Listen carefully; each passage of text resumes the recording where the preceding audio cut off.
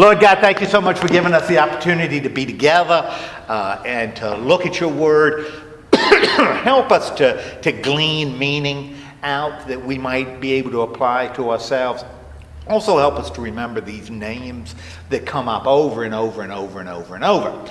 So help us to do that in the name of Christ, we pray. Amen. We're looking at a who's who in Genesis, and we've talked about names. Because that's really what we're trying to do. Try to establish so that when you hear, like in the New Testament, a name, it rings a bell. Okay, and that's what we're doing. What are some of the names we've talked about? God is a name. Yes. Adam and Eve. Yes. Yeah, that's, you know, John, if you had a brother, it'd be Yeah, and would be the favorite. He'd have the coat with sleeves. Okay.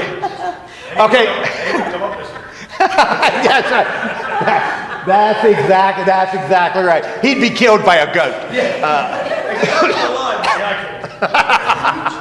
Who else? Cain and Abel. Rachel, Leah. Yeah, we got to do faster because Chris is yawning. What else is? I'm sorry. Abraham. What? Jacob, Abraham, Israel, Joseph, Israel, Joseph. So what is it? Ishmael. Right. Okay. Hey, that'll be that. Sandy, that can be yours. Yes. Ishmael can be yours, right, Chris? Yours is what? Circumcision. How about Joy? Oh, joy. Joy has words. What is joy? She has two. What is Plus this? is one. What's the other one? What's the other one, John? what? Her word. Oh, I have no idea. We haven't said it, so. I know, I forgot. Well, I'm easily forgotten. no, Yes, joy, yes. because I am praying for joy. Oh. I am praying for happiness and joy. All right, so we are talking about these names now. All of them are working together in this story. And again, what's interesting is we've got all these ancient traditions, flowing, out there. And the one who really compiles is called a redactor. That's what a redactor does, pulls things together. The redactor is drawing these stories together to make one. As opposed to, like in the Gospels, we've got 4 Gospels that are separate. What John Calvin did is he took the 4 Gospels and played redactor and blended the 4 into one. I think that's a bad idea because each gospel has its own theology, and you lose that when you bring it together. But that's what they've done in Genesis. There are other folks who did something different. Like there's a book called the Book of the Jubilees, which is the Genesis story, but only coming from one perspective. So they saw keeping it consistent and clean is really important. This redactor, this organizer, saw bringing these different traditions together as being more important. You can see both, but that's what we've got here. All right, and we also see it with the books of Samuel and Kings versus the books of the Chronicles. And that's the same story, but Chronicles is one perspective. This books of Samuel and Kings are several different traditions that are blended in. So it's just kind of interesting when you look at it. Okay, so we are now in, and we got only one more week. We're going to only do this one more week, and then we'll finish with Genesis, and then we're going to go back to probably the greatest letter writer in the New Testament, whose name is Paul. So we're going to be talking a lot about Paul over the next few weeks. It's gonna be lots. Okay, you weren't here. You will hear Paul's name mentioned a lot. Okay. And not in a good way. Yes. Okay. so we are in the middle, though, of another story. And what are some things that make this story where we're kind of in, as we've gone through most of Genesis, what makes this story with Joseph kind of unique among the Genesis stories? Well, what happened to him in the first place? Okay, so the facts are kind of interesting. What occurred to him are interesting. Okay? God's plan.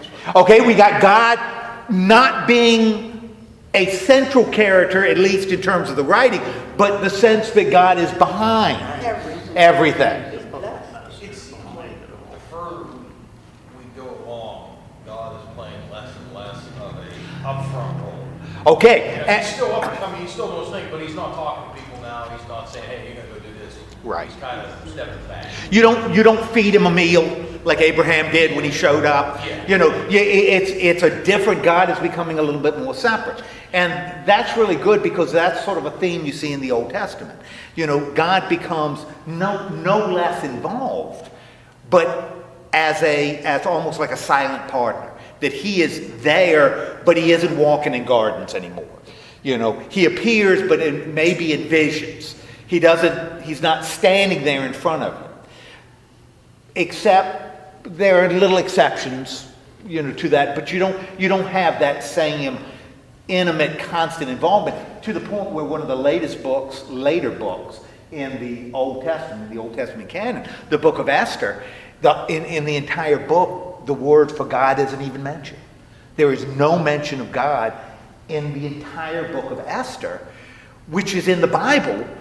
The Jews put Esther in the Bible, but God isn't mentioned, and yet they believed God was integral to the story of Esther. God was involved, but he just wasn't mentioned, which is kind of interesting because that's kind of where we end up with in the Old Testament. Okay, so we're in this Joseph story, and where is Joseph? Okay, Joseph is in Egypt, right? And how did Joseph get to Egypt? Yeah, okay, he was traded. A bunch of Ishmaelites got him to Egypt. Okay, and he went through Potiphar and Mrs. Potiphar. Yeah, that's right. He was kind of on the roller coaster. Everything he does. Everything he touched turned to gold. Okay, turns to gold. Sooner or later, there's a downfall. Yeah, so he goes up and that, but he's constantly. And what is he able to do? That we get introduced right at the beginning of the story. He's able to. Okay, he can interpret dreams. Oh, that. He can interpret dreams. And introduced at the beginning. And what was the dream that he interpreted at the beginning that really ticked off his brothers and dad? That they were all going to be bowing to the guy with the sleeves. They're in their muscle shirts and he's got sleeves and they're bowing to it. And that really makes everybody mad, including his dad. Okay, but he can interpret dreams. And he did it for the butler and the baker and the candlestick maker. Well, that was eliminated because he wasn't right. Actually Pharaoh set the candlestick maker on fire. And he thought he said you'd go out in a blaze of glory. So maybe it was a misunderstanding. But Thank you. A little rim shot is a nice thing. But the baker, the butler, had the dream, and Joseph said, "You're going to be okay. In fact, you will get your job back, and things will be good." And the baker says, "Hot dog, what do you think about my dream?" And Joseph says, "Well, your head's going to be lifted up too." Yeah. Yes. In a totally different way. That was really kind of nice of him to put it that way. Yeah, it's more gentle. I'll tell you, and just as an aside, but you having your head lifted up, if you haven't seen a movie called no, it's not Joker, The Ballad of Buster Scruggs, I haven't seen it. and it is 6 little 20-minute. It's like an anthology. It's little 20-minute movies. The second one has a lot to do with what happened to the baker. And it's kind of related because it is a shaggy dog story, which is kind of what we're looking at with Joseph. Okay, so predicts this. Butler goes back. Baker's killed. Butler's in with Pharaoh. Pharaoh, what's happening to Pharaoh? Can't sleep. Bad dreams. Bad dreams. You got 2 years. Yes. And what is the dream? 7. Yeah, 7 fat cows eaten by 7 scrawny cows. Yes. Not unlike what happened with the deer in New York. And eaten and it's bad. And then 7 stalks. stalks of wheat and with mouths and teeth eat more. So actually the cows would gross me out more than the wheat. I don't really understand the wheat stuff. But Pharaoh is having trouble sleeping. His magicians, they could pull a rabbit out of the hat, but they can't interpret this dream. And so the guy says, the butler says, I remember someone. I have a man. what's that? It was good for Joseph. Yeah. He told Pharaoh that they couldn't do it. Yeah, couldn't do it. And because, that's pretty good. And the butler says, I know someone. "Ay, caramba, I should have had a V8. I know a guy who's really good with dreams." Where's he? Yeah, and Pharaoh says, "Why you been holding out on me?" And the butler says, "Just thought of it." And bring in Joseph, and they clean him up because he's been in prison. And so, they take him out of the orange jumpsuit and give him something that looks better, right? And they comb his hair and cut it and wash his face and do all that kind of stuff and bring him in. And Pharaoh says, "Here it is, Joseph." Interpret. Yeah, tell me. And Joseph says, well, first, because it's all prefaced, all grounded on who gives the person the ability to interpret dreams? God. And that's emphasized. God is the one that really is doing the interpreting. Doesn't he say it's not me? Yeah, it's not me. That's right. It's not me, it's God. Okay, and Pharaoh says, I'm cool with that. Only said it in Egyptian. And so he it gives him his dream, and Joseph says, okay. 7 years of plenty, Yes. followed by, so during that time of plenty, if you're smart, you'll do what?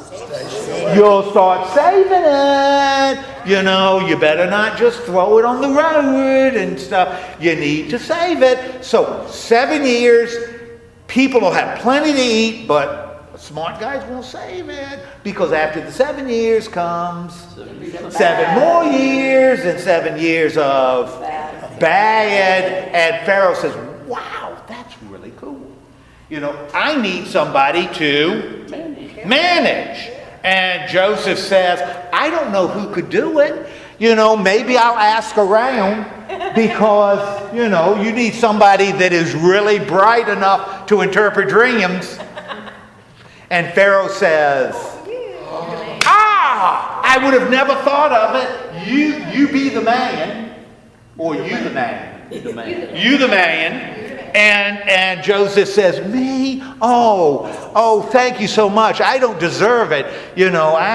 And Pharaoh really cleans it up, puts Joseph in charge. Joseph manages, puts away grain during the 7 years. After the 7 years is over, we got famine. And so Egypt has Surplus. a surplus, has plenty of grain. So people go and start. Yeah, it's not, and that's really important, that they're not giving the grain out. Yeah. They are, which shows that they are capitalists. They're selling. They are selling the grain. They're not socialists, Right. because they'd be giving it away. They're selling it. And the Egyptians say, that's okay, because we got some money. And so they, The popular.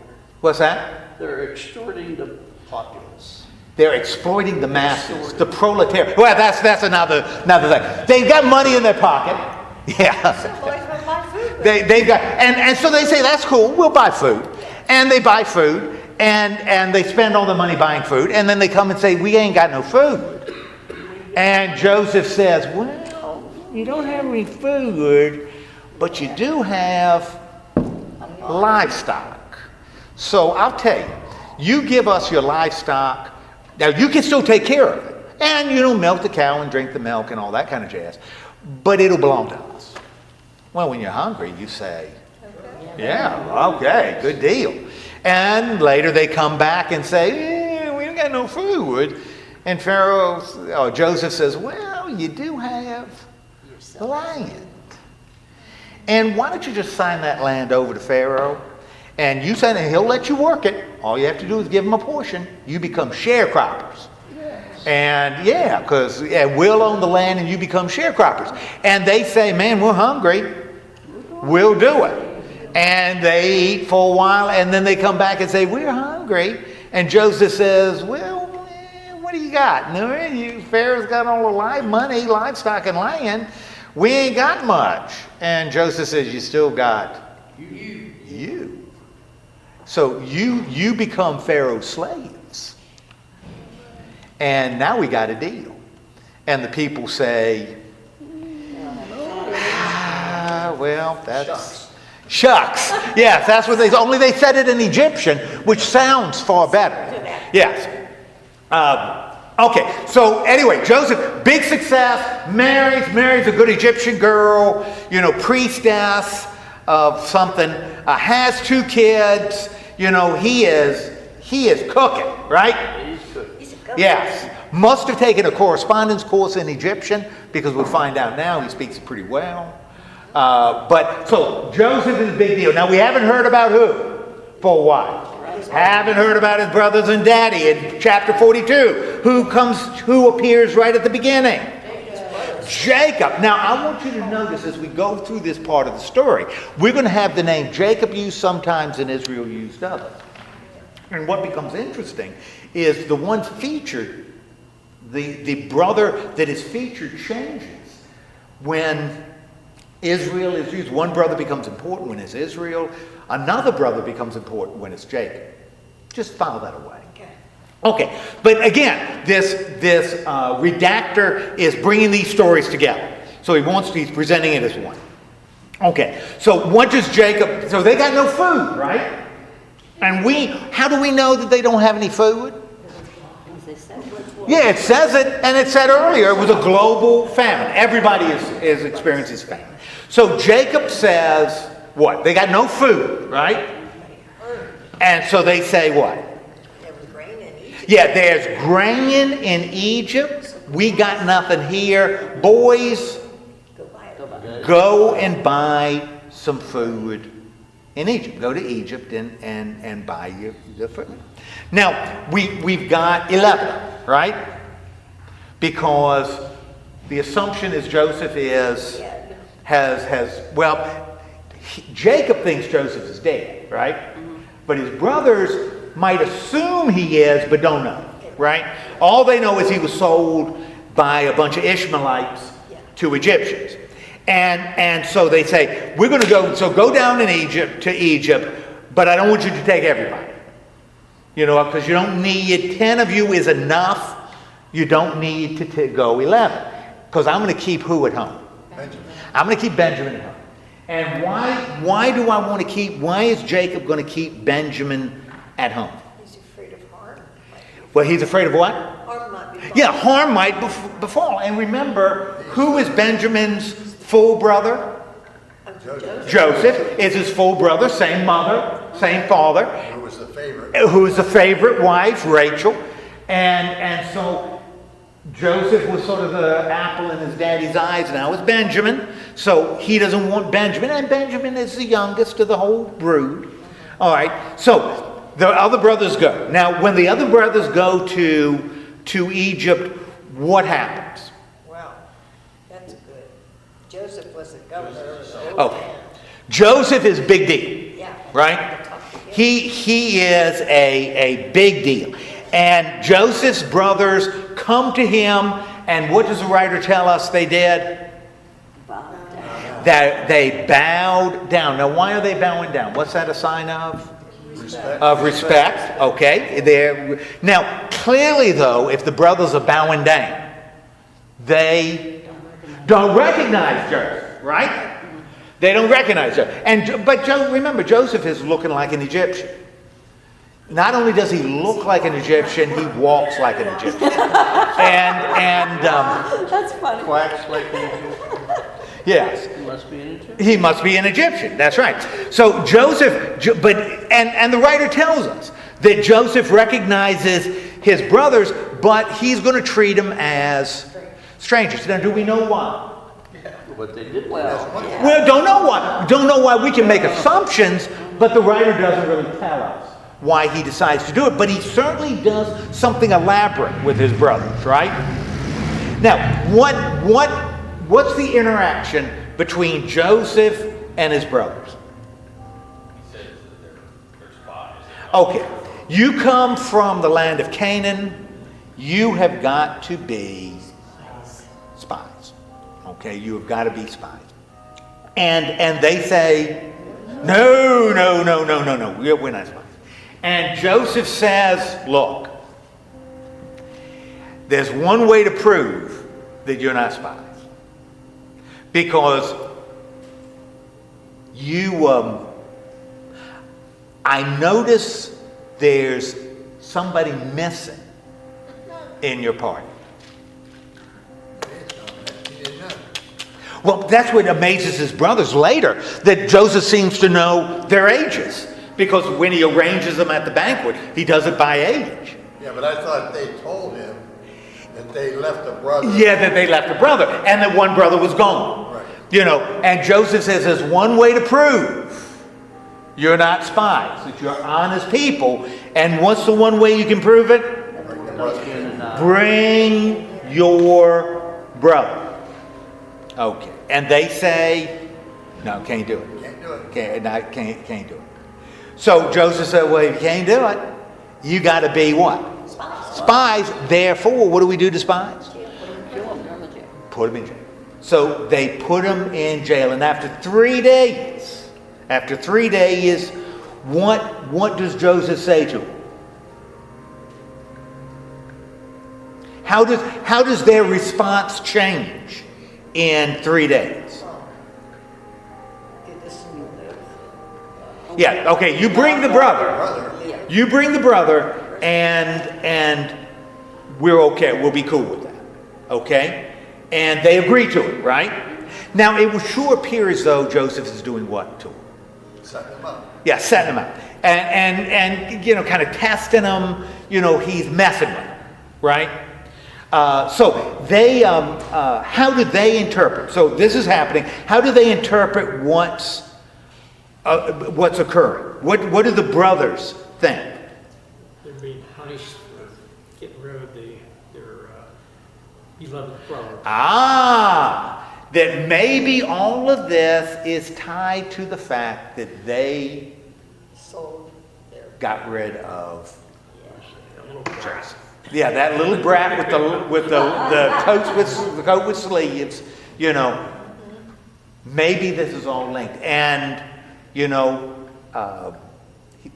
the oldest brother put down his sandwich and said, "What?" I'll tell you. Yeah, I don't want to say this, but I told you so. You shouldn't have done this. This is going to be on us. Now, evidently, Joseph sort of overhears it, which tells him what about the brothers? What is it showing about them? Well, they're guilty. Well, that they feel a sense of guilt, right? And a sense of responsibility. That they did something wrong. And we haven't seen that before. That the brothers sense that they must have done something wrong. And in fact, Joseph reacts by doing what? Okay, turns away and he cries. And it's important culturally to understand that Egyptians were big crybabies. Okay? Yeah, they were crying all the time. That's why the Nile. You have the Nile. Yes, that's right. They had those things around their eyes. Yeah, very good. Yeah. And if you look at that ankh, it looks like a teardrop turned upside down. So they're just crybabies. Wouldn't the brothers become suspicious? When Joseph cries? No.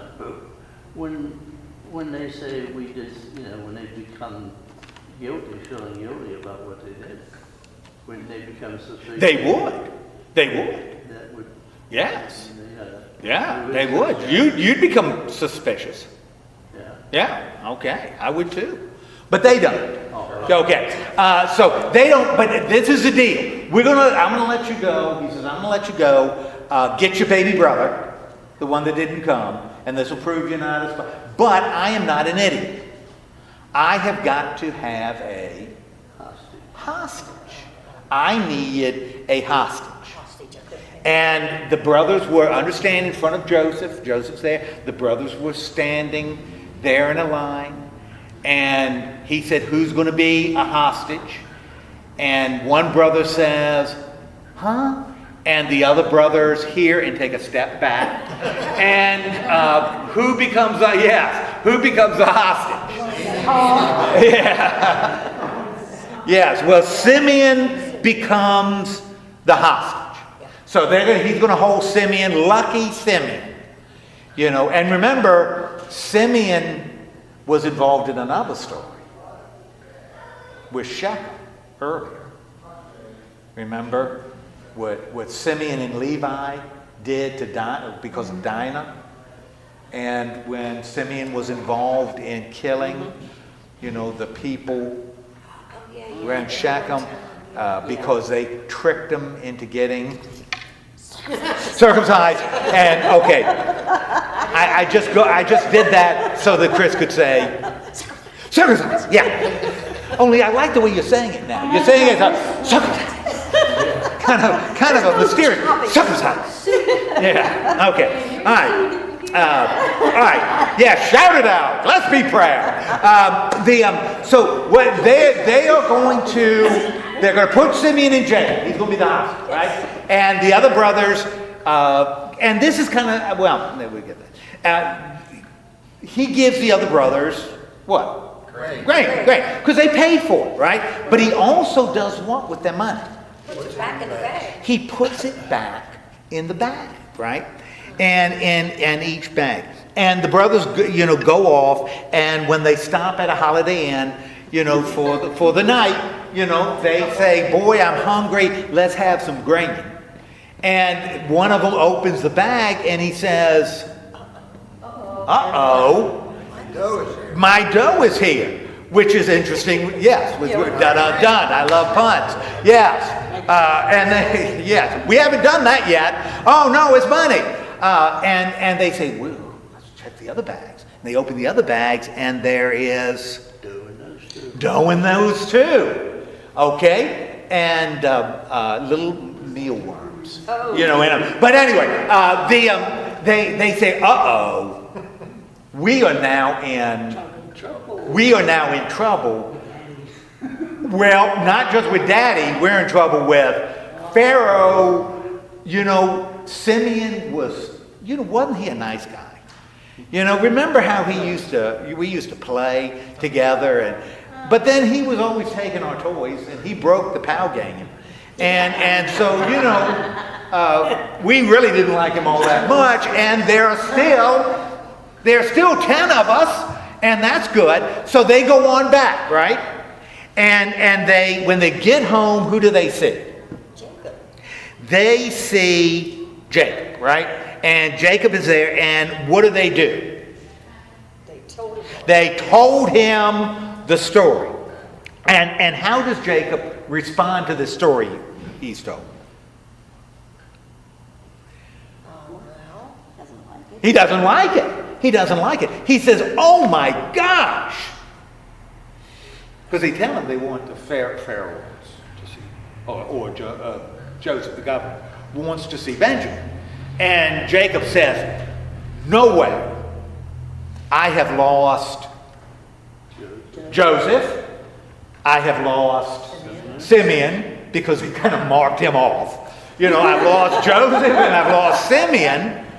I don't want to lose. I don't want to lose Benjamin. They didn't call him Ben. They called him Benjamin. Yeah, he kind of was hairy, looked a little Sounds like a dog. more like a dog. Yeah, but he was awful cute. Now, who steps forward in this Jacob story? Reuben steps forward and he says, and Reuben is what? Eldest. He's the eldest, son of Leah, but was fooling around with Zilpah and Bilhah.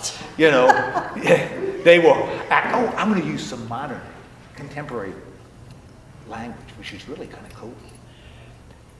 He was hooking up with Zilpah and Bilhah. Wasn't hanging out with them. He was hooking up. I asked Maggie, I said, because she was talking about, they hang out at Sheets. And I thought hanging out and hooking up were the same. That was comparable. And I said, well, who did you hook up with? And she said, nobody, Dad, nobody. I said, well, isn't that what you're doing at Sheets? No, of course not. Well, who was running the crank now when she was on the hook? Yeah, well, I don't know. I'm just really old. I said, well, that's groovy.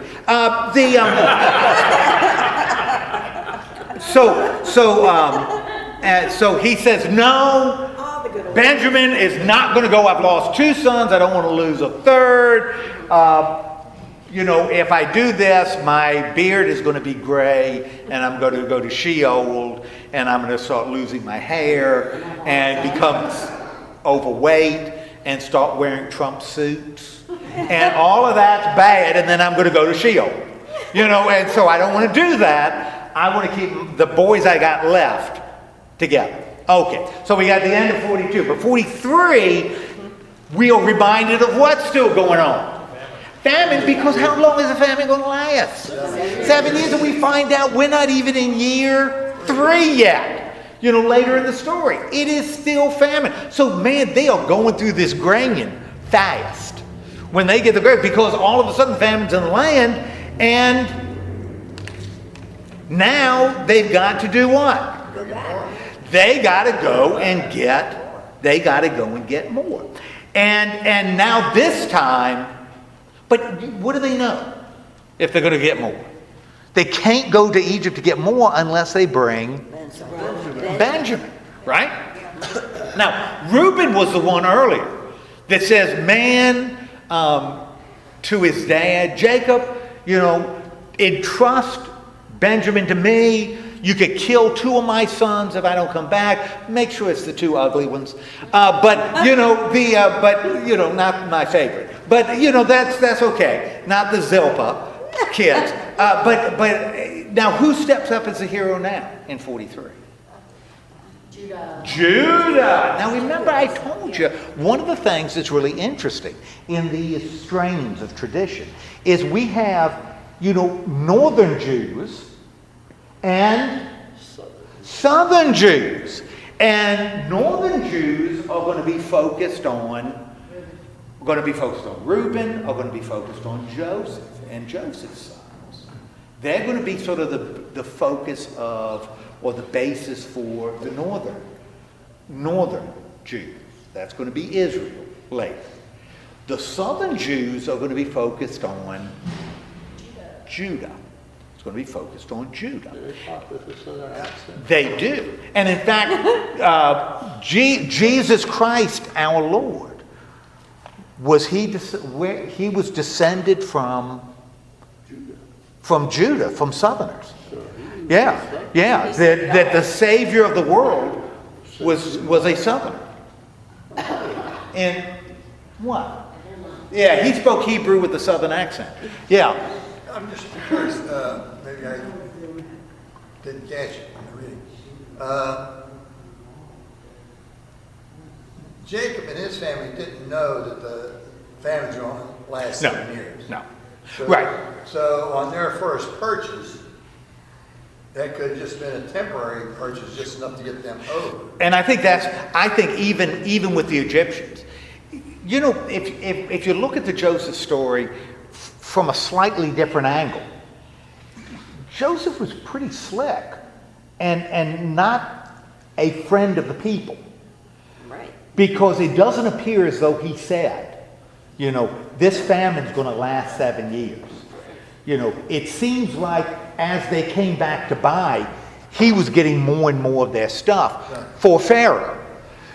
So I think what the writer is trying to show is that not only does he have power and influence, but he was sharp. Smart business. Yeah, he was sharp.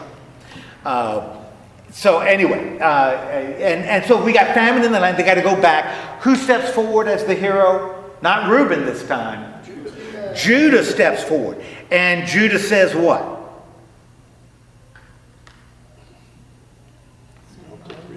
I will take responsibility for Benji. I will do it. Now, it's kind of interesting because we got Judah's going to take responsibility for Benji. And as they go, who is not mentioned when they go into Egypt? Reuben's not mentioned. Who may be even more important? What brother that may be even more important than Reuben isn't mentioned? Simeon isn't mentioned. In this Judah strain, we got no mention of Simeon. They are going to get food. It's like you could say, well, they've forgotten about Simeon. They marked him down. No. That's putting too much into the story. This is just a strain where Simeon isn't playing a role. There isn't necessarily a hostage. They need to go and get. They need to go and get grain, and so they're going to go, and Judah's going to protect Benjamin. Okay, and Israel says what to him? Okay, all right. Okay, we're going to, and Judah says, I'll be with the boy and I'll protect him and all this. He is the noble one. Now, they agree, right? Now, they came back with money, right? The money that... They was put back in the bag. Yeah, Israel says what to him? Oh, take some things. Okay, you got to take double. Money. You take the money that they should have kept and somehow you got. Yeah. But you also take the money and you're going to give it to them because it's theirs anyway. And you're going to take more money to buy, the grain. Okay, the new batch of grain. Okay, so they take off, right? And double money, and they got who with them? Benjamin. And they go to Egypt, right? And appear in front of Joseph, right? And they say, look at the guy on the end. He is Benjamin. Now, how does Joseph, because Joseph recognizes them, they don't recognize him. How does Joseph react? Okay, he is emotional, right? And he leaves the room and cries, and then he invites them to dinner. Okay, he says, well, I'm going to invite you to dinner. And he kills the fatted calf and all that kind of jazz. And the brothers, when he says, because evidently he's doing it, kind of in a stealthy way, says, I want to see you guys at dinner. And because the brothers think what? Something bad's going to happen. And what do they assume is going to be the reason for something bad happening? Well, what's that? Well, remember, they don't know, they don't recognize him, so they assume he's just an Egyptian. And in fact, they almost sure he's an Egyptian because when he's talking to him, he's got an interpreter. So Joseph speaks in Egyptian, the interpreter speaks in Hebrew, they speak in Hebrew, the interpreter speaks to Joseph in Egyptian, but Joseph understands Hebrew, So they assume, and he's dressed like an Egyptian, Walk like So, song. that's, what's that? It's a good song. It is a good song. Bangles. It's the Bangles. I like the Bangles. Remember Steve Martin? Yeah. Yes, that's right. Steve Martin. Yeah. That's good too. All right. So anyway, they are going to invite for dinner, and they assume it's because of the money. They assume it's the money. Yeah, he's setting them up, right? And he's going to lower the boom on them because of the money. So they're kind of afraid to go, and he's afraid. Joseph is going to make slaves of them and their Brothers. Or- donkeys. Yeah, well, Joseph is going to enslave their donkeys, Okay. which means that what? they can't go back. That's right, they can't go back. Okay. So they go to the meal, right? Yep. Okay, and they are speaking to the steward, the guy who's kind of setting up the meal, and what do they tell him? She tells them about the money being back. Yeah. The money. This is all about money, right? And we were going, and we were innocent, and we opened the grain, and all of a sudden money was there, and it wasn't our fault. We didn't take it. So tell your master that it's not our fault. It just happened. I don't know why. And here, Yeah. Now, if they had been Egyptians, they'd have been crying. But they weren't, that's right. because everybody knows Egyptians are crybabies. And the steward says, calm down. Calm down. Why was the money in the sack? God must have put it there. You didn't. We didn't. It must have been God. Okay. So they bring out Simeon, right? And the brothers say, Oh, you're alive. we missed you. Issachar used to share a bed with Simeon. And he says, glad you're back. I really didn't enjoy sleeping in that twin bed by myself. So now you're back, Simeon.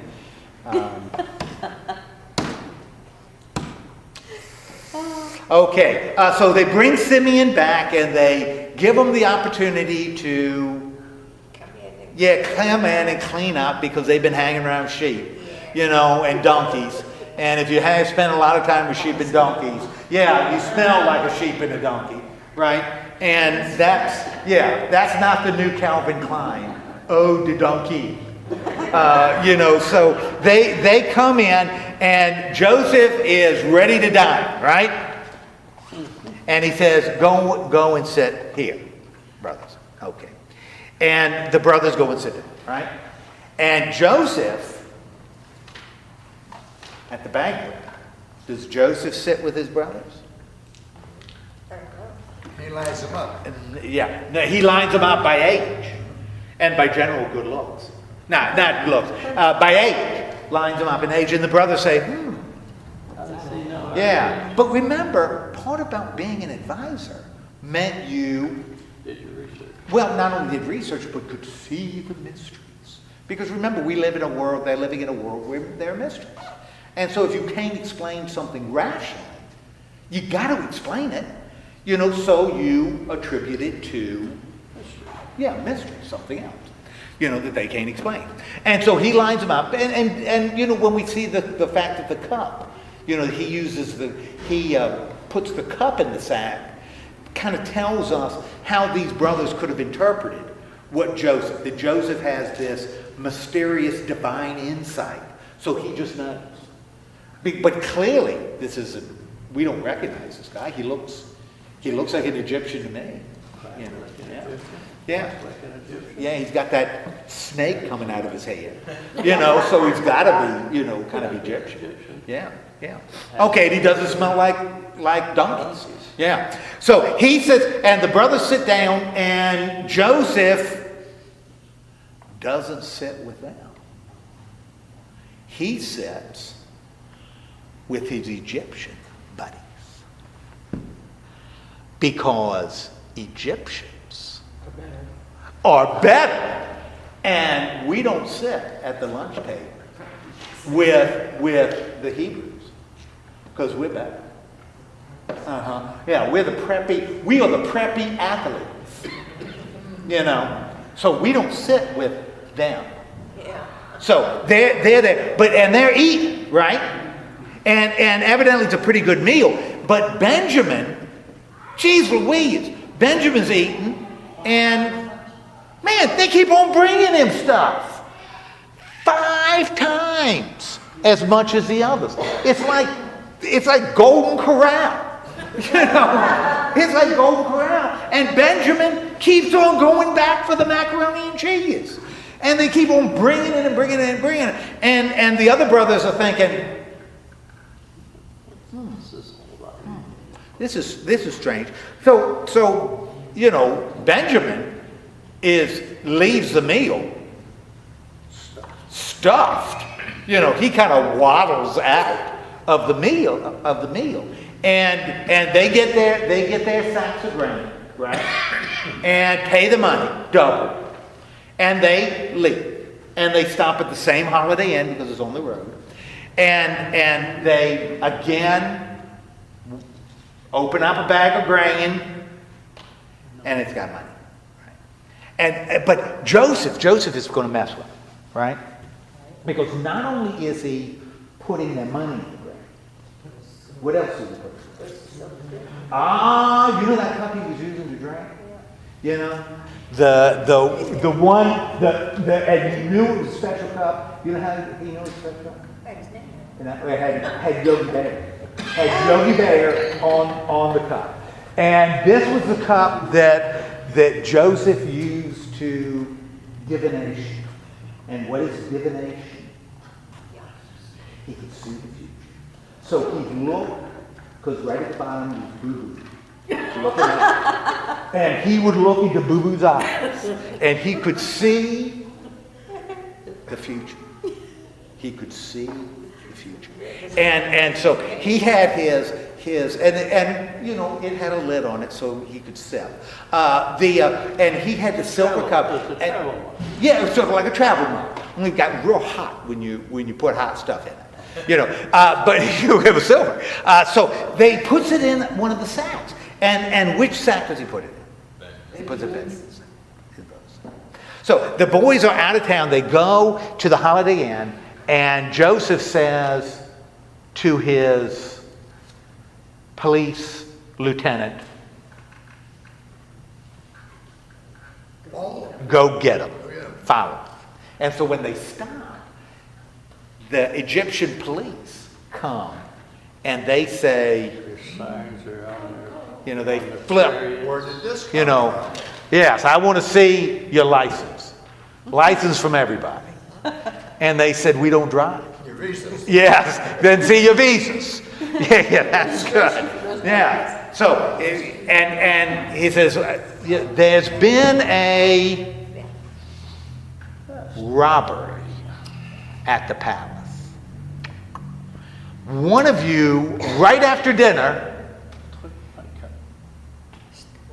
our boss noticed that his Yogi and Boo Boo cup was missing. What's that, Miranda? Yeah. Yes. He was going to go on a picnic, and he didn't have his Yogi and Boo Boo cup. And he thinks one of you took it. And what do the brothers say? Oh, no, we couldn't have it, no. And he starts opening bags. And he opens Reuben's. Opens Judah.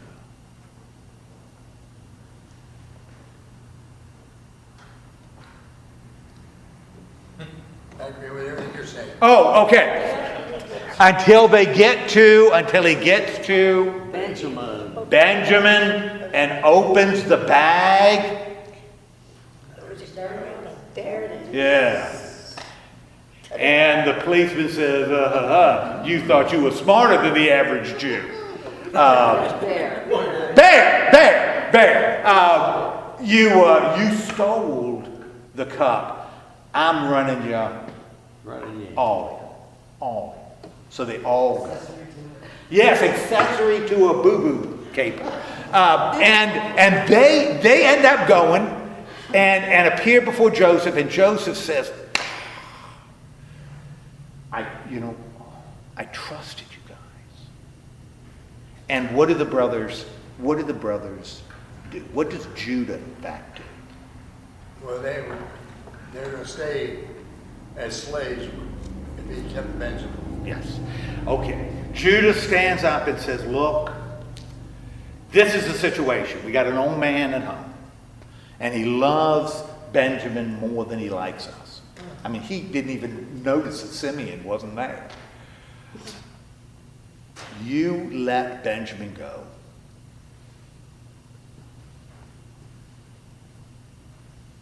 We're going to stay. And what does that show about the brothers? They are more their dad's dad than they are of what we wanted. Well, what does it show about their character? They're starting to get it. They're starting to get it. They're starting to get it. And remember, we thought they were getting it a little earlier in the same story when they said, you know, maybe this is, you know, God getting us for something we did that was wrong, like killing our brother, getting rid of our brother. You know, now we're willing to sacrifice ourselves for our brother. Not only are we feeling guilty about what we did to Joseph, we're willing to sacrifice something they weren't willing to do at all with Joseph. So their character has changed. And as soon as we see this character change, what happens? Joseph reveals himself. And Reuben says, close the road. That's enough. We're fine. Because Joseph was Circumcised. yes, and Joseph. So he says, I am Joseph. The brother you thought was dead. And what do they start doing? Oh, they start crying and hugging one another. And Joseph, what's that? I know about that code. Yeah, that's right. Yeah, so. How is that so guilty what they did? Yeah, well, they're hugging one another, and Joseph asks about his dad, how's dad doing? And, not so good. And how does, because here it is, Joseph has been drugged to Egypt, right? All this terrible stuff that Joseph went through. How does Joseph interpret this? That's the shaggy dog. This is the line. You intended it for bad, but God made it good. God made it good. And in fact, if I hadn't been here, what would have happened?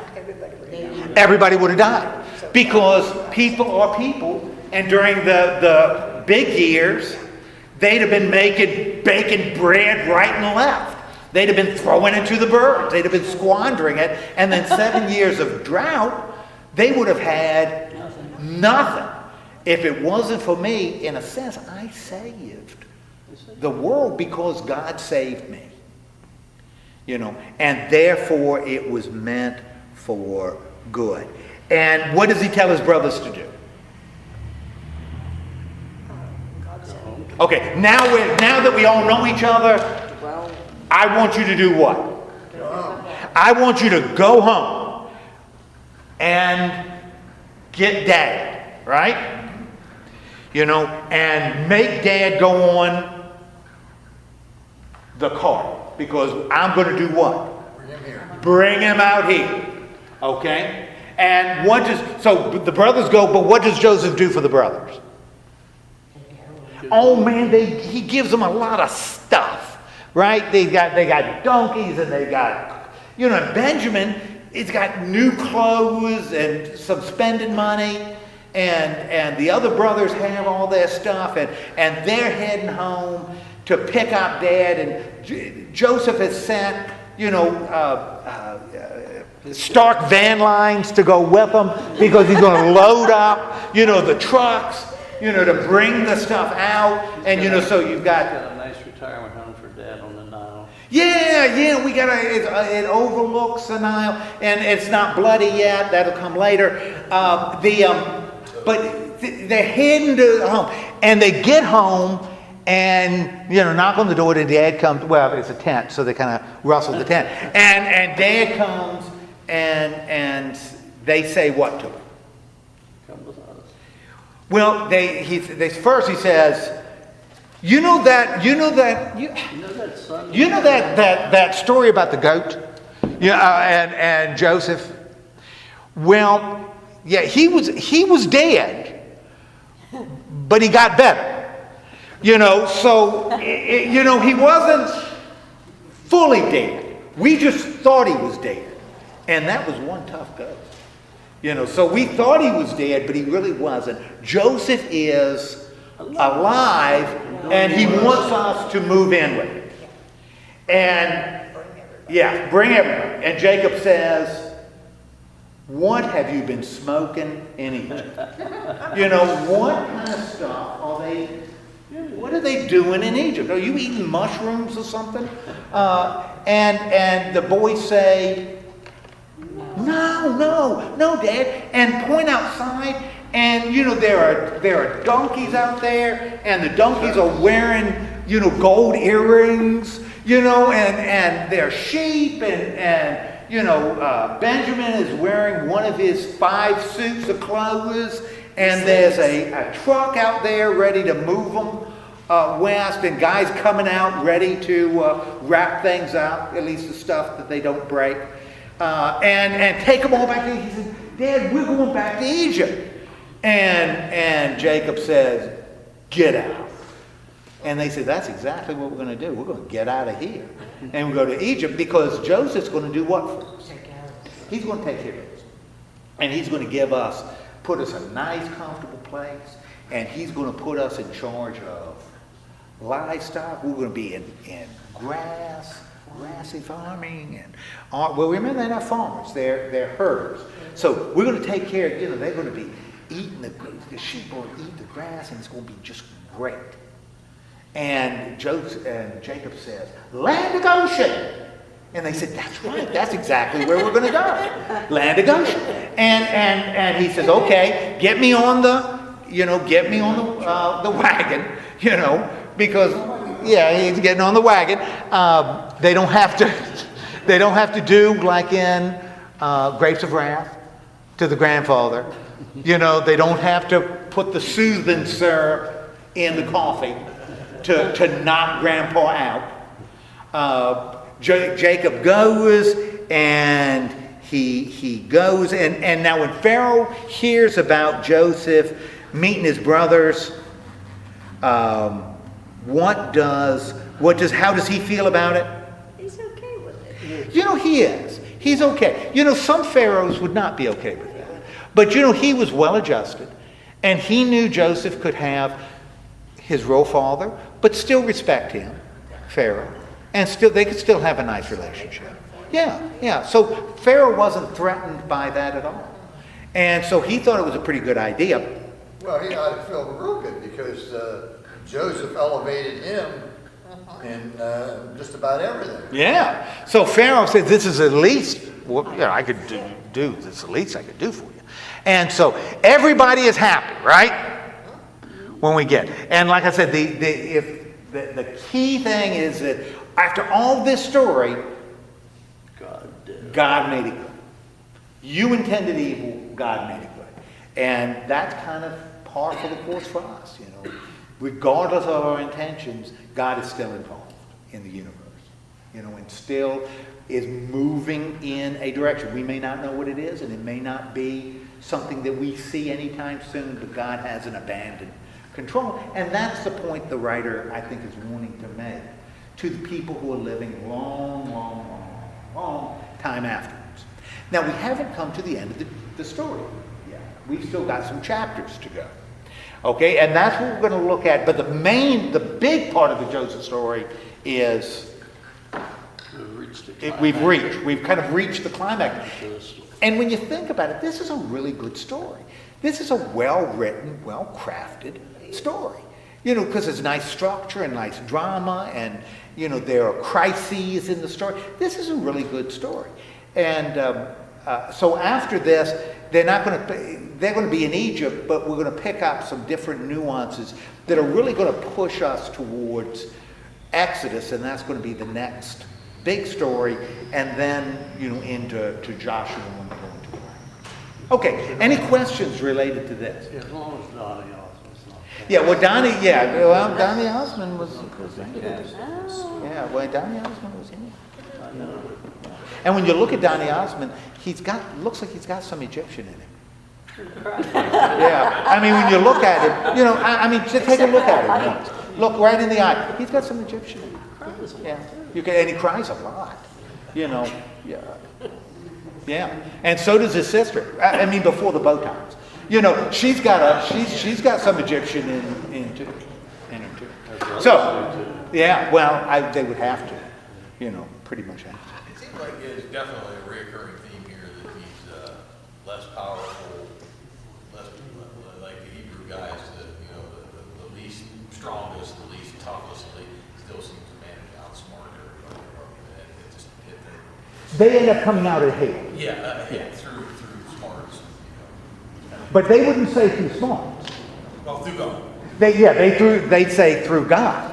And we're going to see that even stronger in Exodus, but we're not going to look at Exodus right now. But we're going to see it even stronger in the story of Exodus, because to this point we haven't had them called Hebrews, but that's what they're going to be called in the book of Exodus. And it is really, really important for us to recognize that Hebrew, it wasn't an ethnic designation. It didn't refer to an ethnic group. The Hebrew word Hebrew doesn't refer to an ethnic group. It referred to an economic group, a socioeconomic group, because Hebrews were slaves. That's what it means, slaves. They're not Hebrews yet, because they're not slaves. They're going to become Hebrews later, as we see at the first verse in Exodus, when it says, there rose a Pharaoh who didn't know Joseph. And all of a sudden everything changes. And the children of Israel become Hebrews. Now, it also means that Hebrews might have included other people too, who were in that socioeconomic class. It's really a class, it's not an ethnic group, that has rich and poor. It is a social class. Yeah, and that's what we're going to see, because that becomes the focus of Exodus. That God is, again, that's exactly what you're saying. They're going to, right now, when they go into Egypt, and we're going to see it next week, they're among the Egyptians, they're on the top. Well, somebody's going to have to bring them down, and it's going to be the Pharaoh that didn't know Joseph. And the fact that Hebrew slaves were so prolific in multiplying, that it starts scaring the Egyptians, that the slave population is becoming too large, and they have to find a way to prevent it from increasing any further, because it becomes a political and economic threat to the Egyptians, and that's going to be what drives the story of Exodus. So what do we? Okay, we're gonna finish out Genesis next week, and then next week tell you what we're going to look at. Right to the end, we're going to look at the book, the letter to the Galatians. And we've already looked at the letter to the Corinthians, right? We looked at the Corinthian letter. And in the Corinthian letter, the Corinthians were going nuts, right? They were Bad. Navy town. Yeah. Yeah, Navy town. Like Norfolk, like the town I grew up in. So they're just going crazy. They were buying cars and, spending too much money. But they were just going wild. And that was a problem in the Corinthian church, that they were too emotional, because everything was grounded in feelings and emotion. What we're going to see in the Galatian letter, and so Paul is trying to calm them down. What we're going to see in the Galatian letter is just the opposite, where they become far too rigid, rule-oriented, and the rule that they choose to focus their attention on will be circumcision. Yeah, the Galatians are going to be circumcising everything in sight. They're going to be circumcised. They're just going to go nuts with circumcision. And that's going to be a problem that Paul sees as being just as bad, just as serious as what he sees in the Corinthian church. So, okay, let's have a word of prayer and then go home. Some of you will go home right away, then I'll go home, and then the rest of you will be in the parking lot until sometime tomorrow morning. All right. So, yes, that's I thought it was nice last week you built a little fire. Yeah. Right in the parking lot. Had marshmallows. Yeah, had s'mores. I noticed the s'mores being made. Put the coffee on. Yeah, didn't put the coffee on, but I found it. I found the little A cups at Oh no, they're much bigger than that. They're K cups. Okay, let's have a word of prayer. Lord God, thank you so much for giving us this time together.